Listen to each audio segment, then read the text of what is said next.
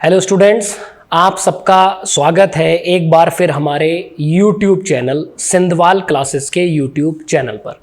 और स्टूडेंट, आज हम इस वीडियो में डिस्कस करेंगे वायरल डिजीज़ के बारे में। वो वायरल डिजीज़ जो हमारे एनसीईआरटी से रिलेटेड हैं, इवन हमारे नीट के सिलेबस से रिलेटेड हैं, आज हम उनको डिस्कस करेंगे। चलिएगा बच्चों, सबसे पहले हम बात करते हैं कॉमन कोल्ड। कॉमन कोल्ड का जो पैथोजन है वो एक वायरस है जिसका नाम है rhino virus. Rhino virus common cold करता है। बच्चों, राइनो का जो मीनिंग है वो हमारी नोज से रिलेटेड है और ये वायरस इन्फेक्टेड पर्सन के खांसने और छींकने से, स्नीजिंग एंड कफिंग से ये ड्रॉपलेट्स एयर में रिलीज होंगे और जो उन ड्रॉपलेट्स के कांटेक्ट में आता है जनरली ये बीमारी उसको हो सकती है। तो आपसे अगर एग्जाम में क्वेश्चन पूछा जाता है common cold is caused by, हमारा आंसर होगा राइनो वायरस। नेक्स्ट हमारे पास डिजीज है रेबीज। रेबीज जो डिजीज है, जैसे ही रेबीज का नाम आता है तो हमारे दिमाग में आता है एनिमल बाइट। जब हम एनिमल बाइट को कहते हैं तो हम डॉग की बात करते हैं, कैट की बात करते हैं, मंकी की बात करते हैं, जैकल इसमें आ सकता है, वुल्फ इसमें आ सकता है और भी कई वाइल्ड एनिमल यहां आ सकते हैं। तो रेबीज का जो वायरस है वो होता है बच्चों रैप्डो वायरस। रेबीज का वायरस है रैप्डो वायरस और यहां आपको ध्यान रखना है वेक्टर। वेक्टर है डॉग, मंकी, कैट एटसेट्रा। एक चीज और आपको यहां जाननी है, अगर ये बीमारी किसी डॉग को है या किसी कैट को है और वो आपको बाइट करता है या आपको स्क्रैच करता है, तभी ये बीमारी आपको हो पाएगी। अदरवाइज किसी नॉर्मल डॉग, हेल्दी डॉग के काटने से ये बीमारी हमें नहीं होती। हमारे समाज में एक मिथ भी है कि हमें एक डॉग ने काट लिया और हम चिल्ला रहे हैं, हम रो रहे हैं कि हमें रेबीज हो गया है, बट ऐसा नहीं है। और बच्चों, रेबीज के काटने के बाद बहुत सारे मिथ हमारे समाज में फैले हुए हैं। इवन डॉग के काटने के बाद कुछ लोग कहते हैं घर पर ही ट्रीटमेंट कर लीजिएगा, कुछ झाड़ फूंक कर लीजिएगा, बट ऐसा नहीं है। हमें पर्टिकुलर डॉक्टर के पास जाना है और वहां पर अपना ट्रीटमेंट कराना है। तो रेबीज का जो वायरस है वो हमारे पास है रैप्डो वायरस। देन हमारे पास एक नेक्स्ट डिजीज आती है मीजल्स।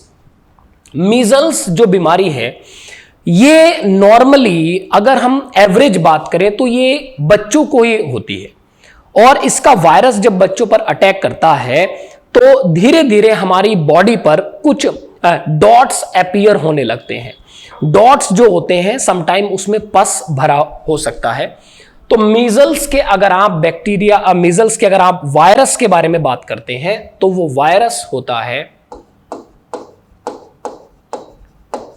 Paramyxo virus. ये कॉज करता है मीजल्स। उसके बाद हम मम्स के बारे में बात करते हैं। बच्चों, मम्स के लिए भी जो वायरस रेस्पॉन्सिबल है पैरामिक्सो वायरस। मम्स के लिए भी पैरामिक्सो वायरस है। मम्स में आपको एक चीज ध्यान रखनी है, मम्स का जो वायरस है पैरामिक्सो वायरस, ये अटैक करता है पैरोटिड ग्लैंड पर।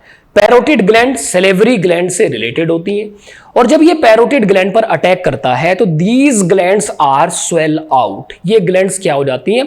स्वेल हो जाती हैं, फूल जाती हैं। तो हमें यह भी याद रखना है, mumps virus attack on the parotid gland. Parotid gland. और बच्चों, पैरोटिड ग्लैंड क्या हो जाती है? स्वेल हो जाती है, फूल जाती हैं। उसी को हम मम्स का इंफेक्शन कंसीडर करते हैं। नेक्स्ट है हमारे पास एक बीमारी जिसको आप कह रहे हैं रूबेला। रूबेला को बच्चों कहा जाता है जर्मन मीजल्स।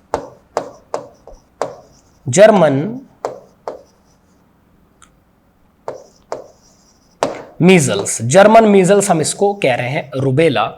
और ये फैलती है रूबेला वायरस से। इवन अगर हम रूबेला की बात करते हैं तो रूबेला में फीवर भी आता है, इसमें पेशेंट को ठंड भी लगती है और हमारी बॉडी से कुछ टाइप के पैचेस इरप्शन होना शुरू हो जाते हैं, और वो फेस रीजन पर हो सकते हैं, वो लिम्ब रीजन पर हो सकते हैं, और धीरे धीरे वो पूरी बॉडी पर स्प्रेड हो जाते हैं। तो बच्चों, मीजल्स, मम्स और रुबेला की प्रिवेंशन के लिए, इनको रोकने के लिए एक वैक्सीनेशन तैयार किया हुआ है जिसको हम कहते हैं MMR वैक्सीनेशन, जो रिलेटेड है मीजल्स,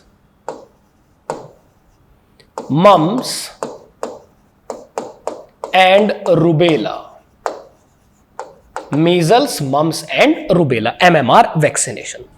नेक्स्ट है हमारे पास इन्फ्लुएंजा। बच्चों, इन्फ्लुएंजा फैलता है मिक्सोवायरस इन्फ्लुएंजी, मिक्सोवायरस इन्फ्लुएंजी।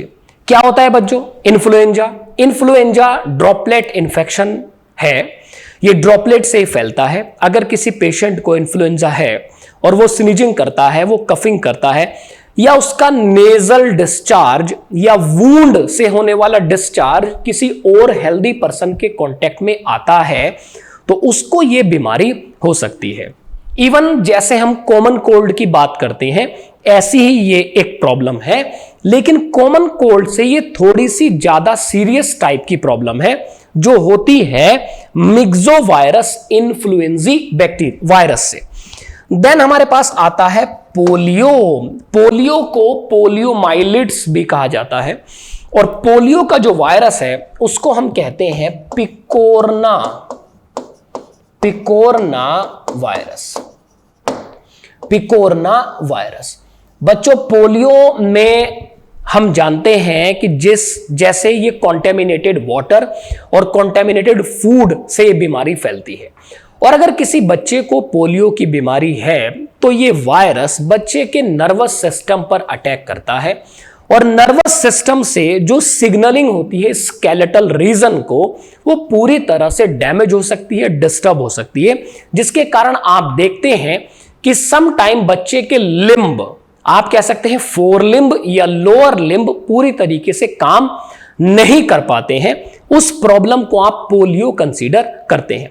स्टूडेंट, पूरे वर्ल्ड में बहुत सारी कंट्री ऐसी हैं जहां आज भी लगातार पोलियो से रिलेटेड केसेस मिल रहे हैं, बट हमारे देश में अगर हम बात करें, WHO ने, वर्ल्ड हेल्थ ऑर्गेनाइजेशन ने हमें पोलियो फ्री कंट्री का सर्टिफिकेट 2015 के आसपास हमें वो सर्टिफिकेट मिल गया है।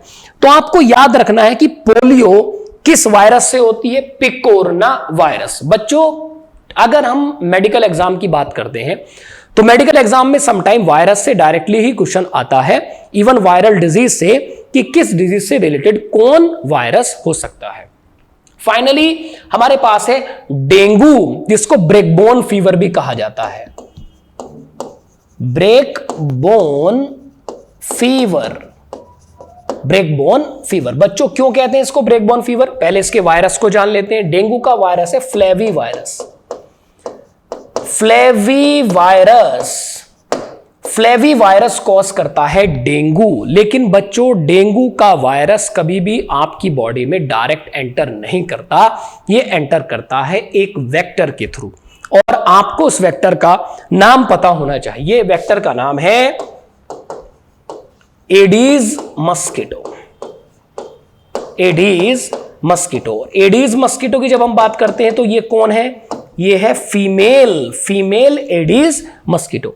फीमेल एडीज मस्किटो की बॉडी में वायरस होता है, और जब ये मस्किटो आपको बाइट करेगा तो ये वायरस हमारी बॉडी में आ जाता है। बच्चों, ये जो मस्किटो है, मस्किटो की अगर आप बात करें तो ये फाइलम ऑर्थोपोडा से रिलेटेड होता है। तो डेंगू के केस में हमें कई बार एक टर्म भी याद रखना है जिसको हम कहते हैं अर्वो वायरस।